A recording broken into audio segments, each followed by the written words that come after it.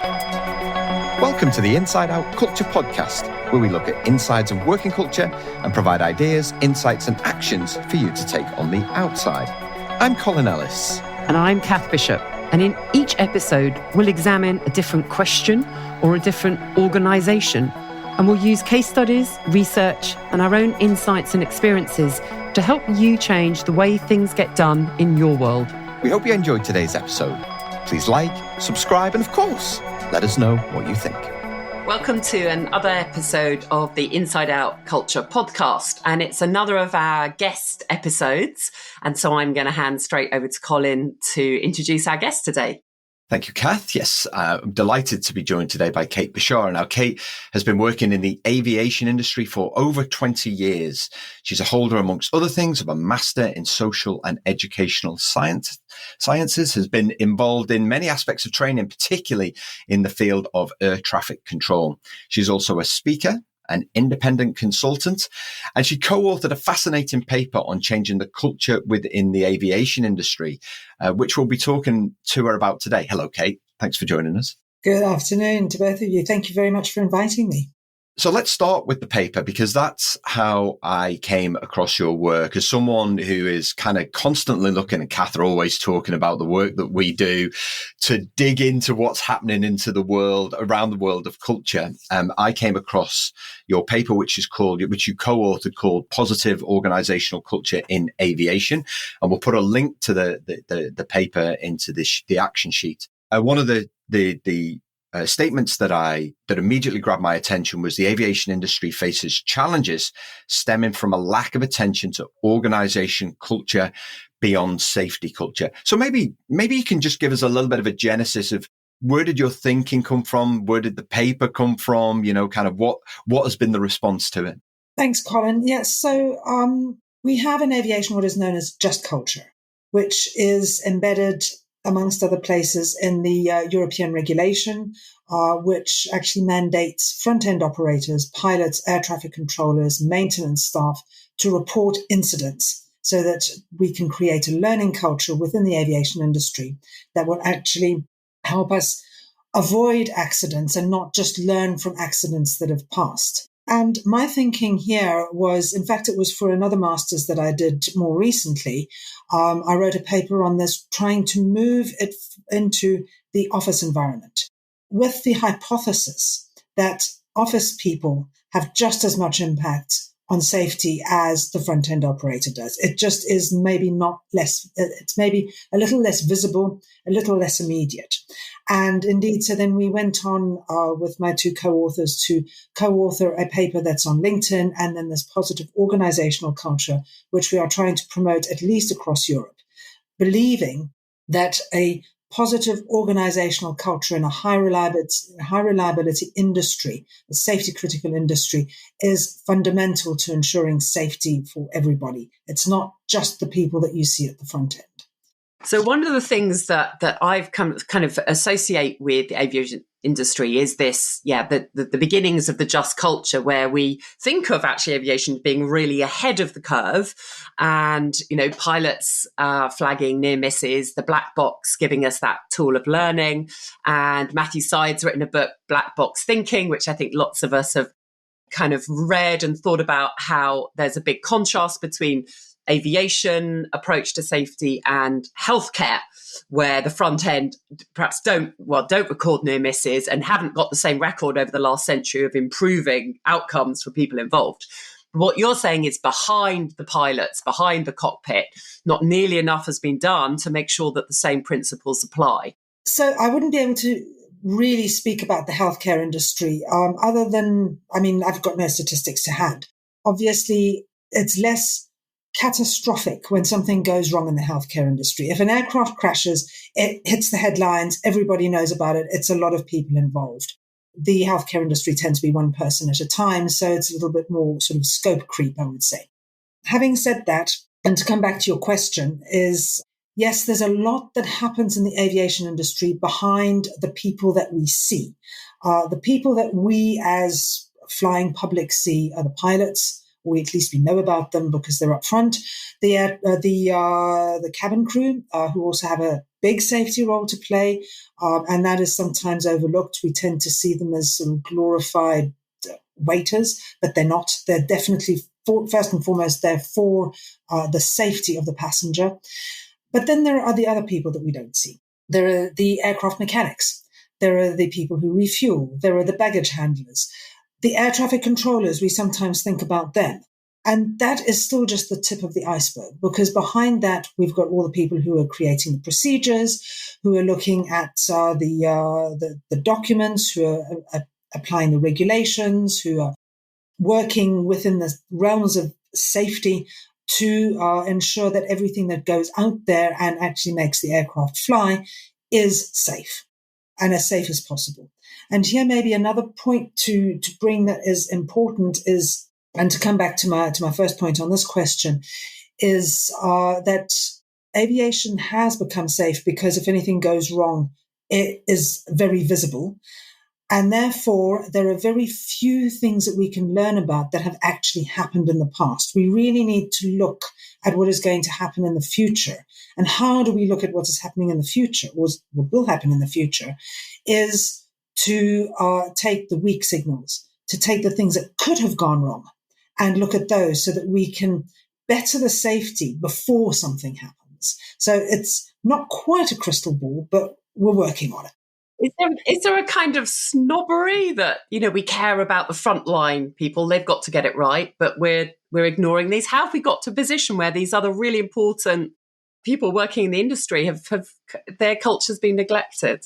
So I think there is a public perception that the really important person is first and foremost the pilot, and they're definitely very, very important. We like having them there, and the air traffic controller, because they keep the aircraft apart. When we dig down again, we're thinking of the maintenance people. We like them because they keep the aircraft safe to fly, and bits of it aren't going to fall off. People who do the baggage handling, who load the plane, who put the fuel on board. As we start thinking more and more about these people, we start realizing how important they are. The fuel needs to be the right amount, otherwise the aircraft could crash, either because it doesn't have enough fuel for the flight, or because it's got too much and can't take off. That's not good. The luggage has to be put in the aircraft according to its weight so that the aircraft balances out, because an aircraft is a balancing act in the air. So all of these people are very important. They need to know what they're doing. They need to follow process and procedure. The public perception is that possibly the person doing something obscure in an office, like writing out a procedure, we don't necessarily understand the impact that could have. The image that I take from the first paper that we wrote is of a hospital, and here I'm going back to the healthcare hospital in the UK that was built. When they put out the call for tender, they made a mistake in the copy in a copy paste in an Excel spreadsheet, and one of the companies who put in a tender identified this error, said we will be more expensive because we've corrected the error. For whatever reasons, and I've only got the BBC article on this, so I cannot delve into more detail, it was decided to go with another company. They built the hospital to the specifications on the Excel spreadsheet, and then the error was noticed, luckily, before the patients arrived, so there were no issues or deaths due to that. However, it cost the hospital an awful lot of money to correct it. Now, this is not somebody who was a front-end operator. It's not a doctor. It's not a nurse. It's not even the cleaning staff. It's somebody who is sitting in an office and copy-pasting something from somewhere into something else. The difference here between the front-end operator and the office staff, or the back-end operator, I would say, is the time lapse. When a pilot does something wrong, or an air traffic controller does something wrong, we usually see it very fast. And so it can be corrected very fast. It has to be seen and then corrected. When it's in the office, it could take 6 months, it could take a year, it could take 2 years to come to the surface. And then are we able to even trace it back to what went wrong? I'm not saying the person, because this is not about blaming. This is about finding out what went wrong so that we can learn from it. But can we even trace it back to what went wrong? or is it lost in the mists of time? And this makes it a little more difficult as well. Yeah, one of the things that, because back in episode 8 of Inside Out Culture podcast, Cate and I talked about Boeing and the challenges that it was facing at the time. And this is a perfect example of everything that you talked about in the paper as well, is, Boeing got to the state that they were in. Obviously, they had the issues over the 737 MAX plane, the delays, they're cutting the corners. But it all comes back to everything that you're talking about, Cate, in terms of the different people in the different roles and really the management focus on building something that people feel a sense of connection to, people feel a sense of ownership to, people feeling a sense of pride about. There was an Emirates pilot last year in the media basically who said that the aviation culture almost is like a race to the bottom. And so how do you feel, or what do you think in terms of how we got to this point where we haven't paid attention to the back office as much as the front office? And by front office, obviously, I mean pilots. Yeah, pilots, air traffic controllers, maintenance are really who we're referring to here, at least according to the European regulation. I won't go into too much detail about that. So I think that, first of all, there is safety. Creating safety is creating a lack of something. And it's very difficult to measure your return on investment. So you're investing in something that you want to not happen, which means that selling that to people who do not have a safety mindset, and here I'm thinking of investors, shareholders, boards of directors, we can always hope that senior management will understand safety in a safety critical environment. But there are other people, particularly in cost-benefit driven environments, where the shareholders aren't necessarily going to understand why a company will be spending money on something that is actually a non-existence. So already selling this is very difficult. So what happens is then you write regulatory requirements, standards, best practices, all of these exist. And you go for, I would say, the minimum viable product, because that's what's going to cost the least with the best return on investment.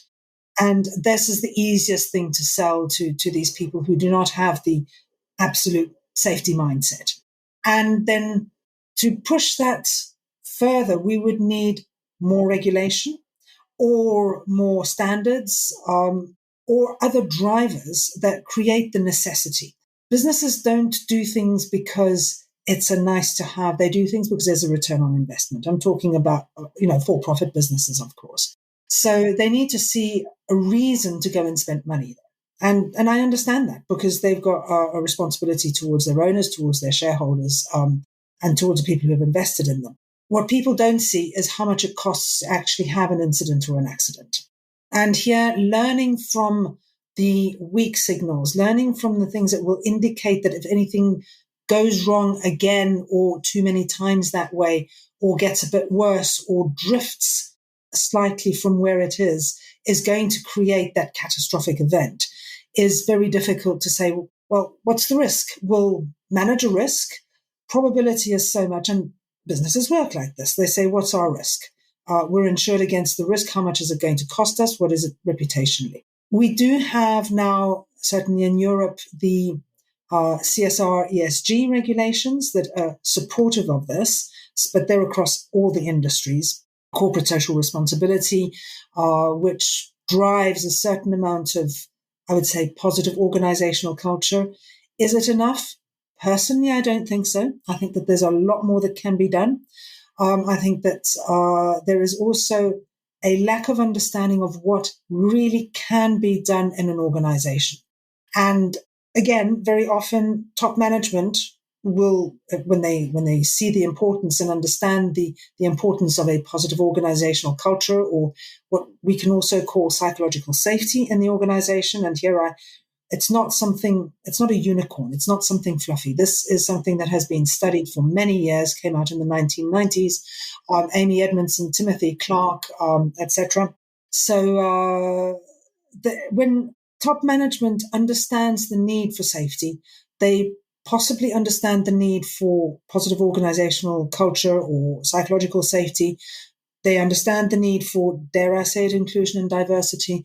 And then they go and tell their reports, go do, make it happen. What the big thing that I've identified here is that we're completely missing the point here, because they're also telling those direct reports, that middle management and the lower echelons, to also meet their KPIs, to also save money, etc., etc. So where do I put the focus? As a middle manager, I will put my focus on what I know how to do, which is meeting my KPIs, which is doing my day job. And this other fluffy stuff that I don't know how to do because nobody's taught me, I then put to the side, and I'll do it one day when I've got a bit of time, because it's actually not something that I feel very comfortable with, and I don't really understand it. And here there is a big educational piece that a lot of companies, not only in aviation, but across the board, could really benefit from by supporting and helping their middle management actually, number one, understand what it is that we're looking for, but also how to achieve it. And another thing that we see is that the issues and the topics are very, very similar across all industries. Once we've moved away from the safety criticality, in other words, the immediate response to safety, we find ourselves in industries, and I'm thinking companies that build or install lifts, the automotive industry, the food and beverage industry, they all actually have safety components to them. And they all actually could benefit very much, or do benefit, from a positive organisational culture. Mm. I mean, there's also a cost of having disengaged staff, having a high turnover, having a sense that you don't belong to an organisation, which is all part of what then pulls at the quality of safety that you're able to contribute to in your role. And this is one of the things that I think you start to really look at the paper. What do people need in order to thrive and deliver safety, but in a sustainable way? And I mean, what's coming through loud and clear to me is a lack of leadership. Leadership at the top, actually, not but just chucking down KPIs and positive culture. Yeah, of course, that's not enough. Lack of learning and development. Actually, we need leadership in the middle management layer as well. But perhaps you could dive into a little bit. We both loved how you sort of brought out these aspects of, our fundamental human needs, the importance of values. Yeah, give us a sense of what your paper sort of really dives into that is needed, throughout organizations at all levels. Yeah, absolutely. And so I've been talking a lot about the safety impact of a positive organizational culture. What we need to look at is the individual feeling comfortable, feeling that they belong to the organization, that they can thrive, they can develop, and they can give the best of themselves.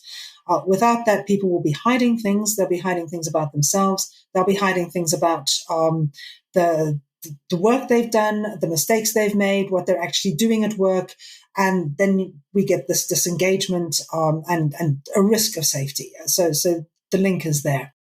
I think that what's important, one can take Maslow's hierarchy of needs, and we go to work because we've got to pay the bills. I've got to put food on the table, pay my mortgage. Likewise, I think most of the world.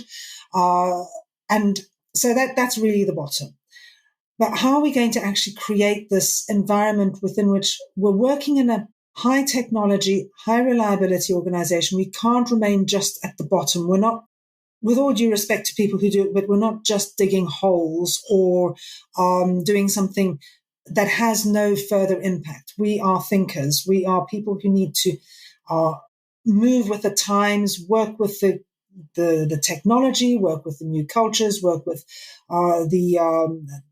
whatever's happening in the world at the moment, AI, drones, whatever we want to look at.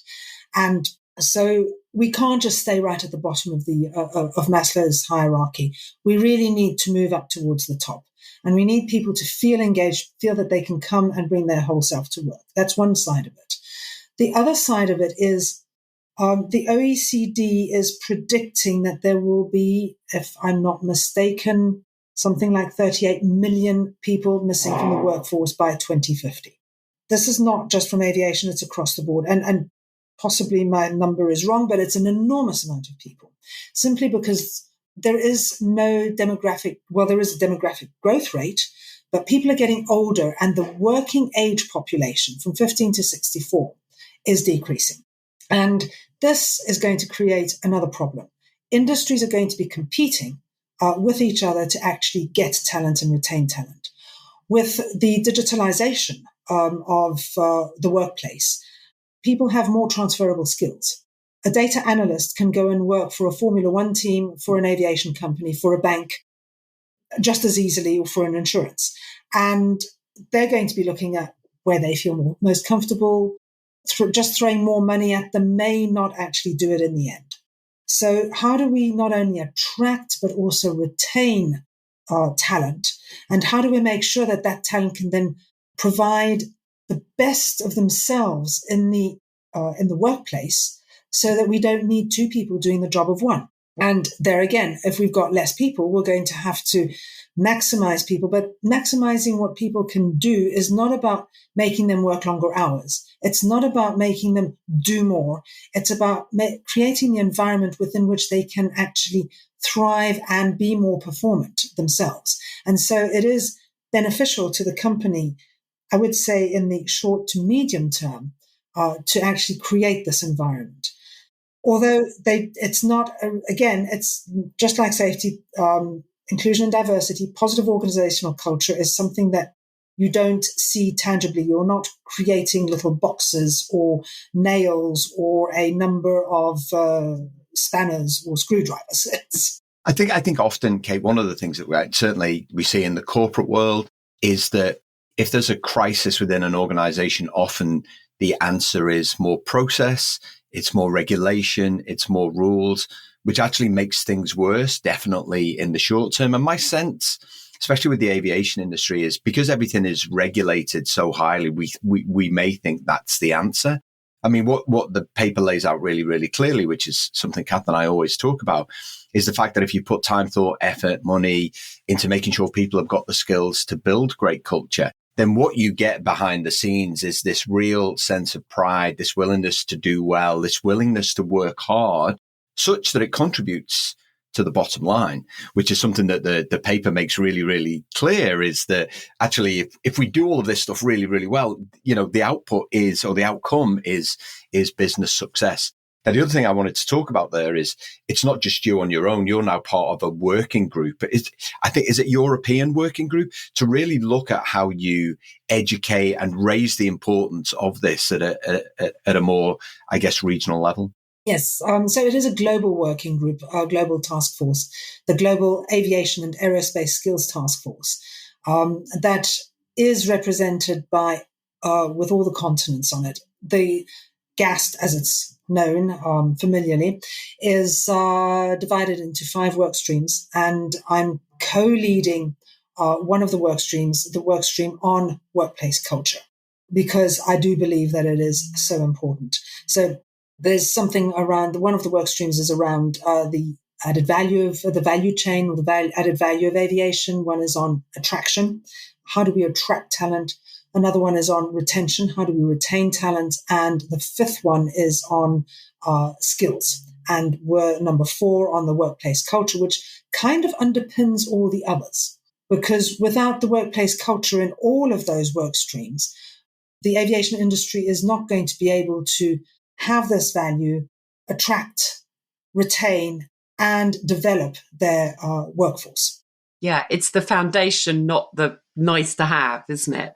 So there's some really clear themes coming out that we sort of talk about and use in our work around quality matters rather than quantity of work, need to think. And I think that's really increasingly critical in a world of AI. It's how can we best use that? Yeah, there's no answer. So we've got to create ever better answers. That needs us to think for ourselves. And yeah, an over-regulated or poorly led workplace, people have stopped thinking for themselves. So that's always a kind of going to be a huge risk going forward. I was also struck actually in the paper, you distinguish between seeing, building trust as something administrative. It can't be that. And yet some people might see it as that. And then it's not it's not real, versus, a deeper culture, people's experience, and that requires these different skills. So what's the process for developing leaders? We've lost some leaders perhaps from the aviation world. You mentioned also the impact of the pandemic that we're still recovering from. How do we get to build better leaders in aviation and beyond? Yes, and I think, Kath, you're touching on something that's very important. This is not about virtue signaling. It's not about putting a nice sentence on the internet and proclaiming that we do X, Y, or Z. I mean, it's great if you do. That's absolutely fantastic.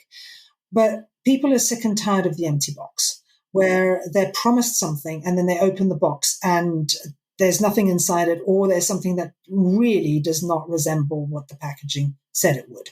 So the importance here of actually having a culture that really embeds these principles is fundamental to attracting and to retaining the skills and the talent that is needed in the industry. And I think for any industry, in all honesty, what we're talking about here for aviation is true of any industry. And how to do that? Well, the how is always the difficult question, I would say. As I mentioned before, having the relevant tools in one's toolbox as a leader / manager, and even as an employee and even as maybe a graduate intern, all of these people need to know how they can go about this. What must I do? What can I do? When something looks good, how can I reinforce it? When something does not look good, how can I call it out? What are the means to do that? And that has to be something that is company led. There has to be something in place that allows people to function like that. And there also needs to be education.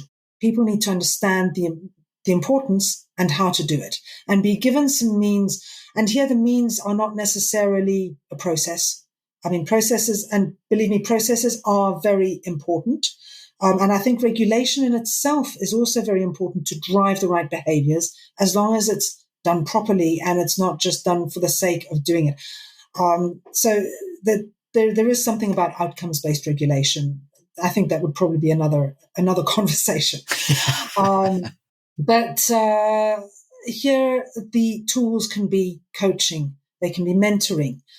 They can be go-to people. They can be ambassadors. They can be. I don't think that here there's necessarily a one-size-fits-all. In as much as, although the themes, the topics, and the issues are always pretty much exactly the same across the industry, when we boil it down to the essentials, the level of maturity of each individual will be very different.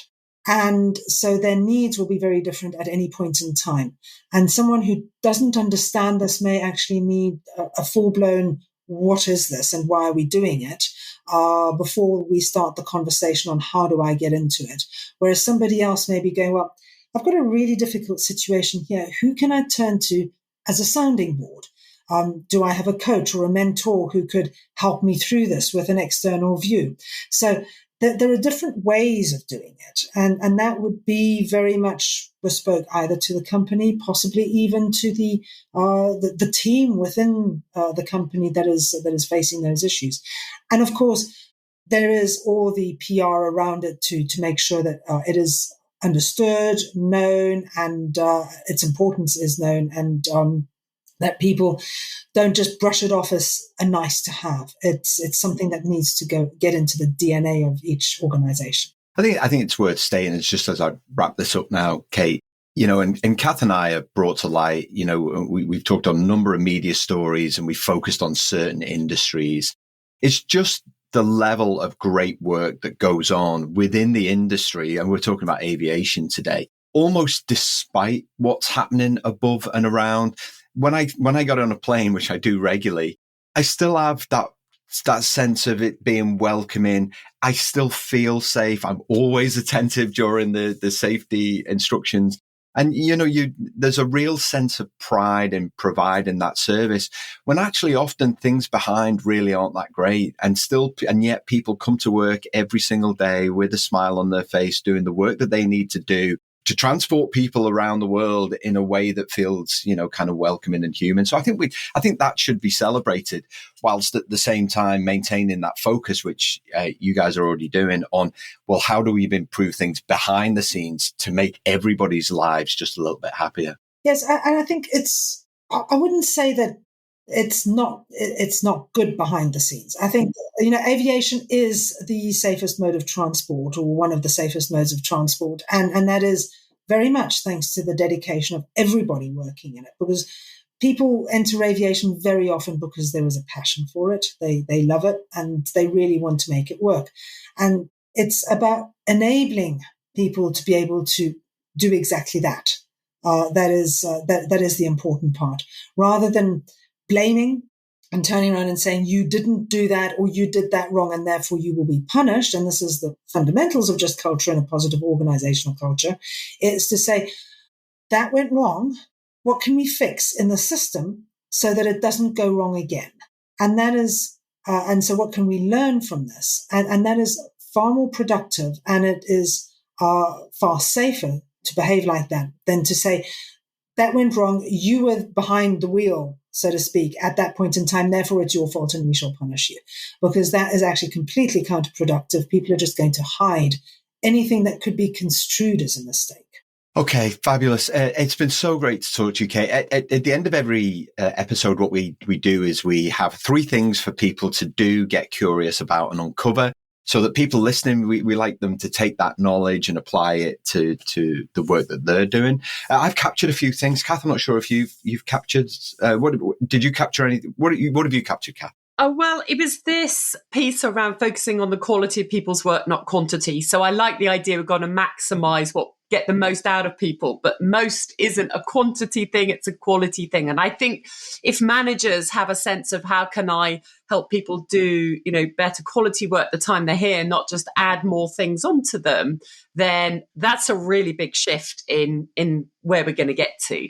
Great, I've got that. So focus on the quality and not the quantity of work. That's a really good one. I think for people to get curious about is what steps is your industry taking to elevate the importance of culture?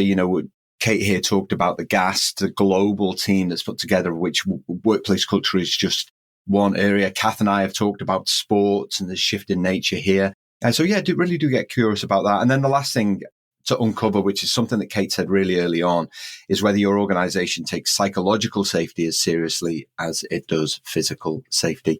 Kate, it's been so great. We might get you back on kind of this time, I don't know, maybe later in the year or maybe early 2026 if Kath and I have still got the energy to keep doing this. Because I'd love to hear how the work stream goes. I'd love to hear the feedback that you get and kind of what you're able to do. Well, thank you very much. And thank you for inviting me. And I look forward to continuing the conversation. Fantastic. Thanks so much. Thanks for listening to today's Inside Out Culture podcast. Please remember to like, subscribe, and of course, share with others who you think may be interested.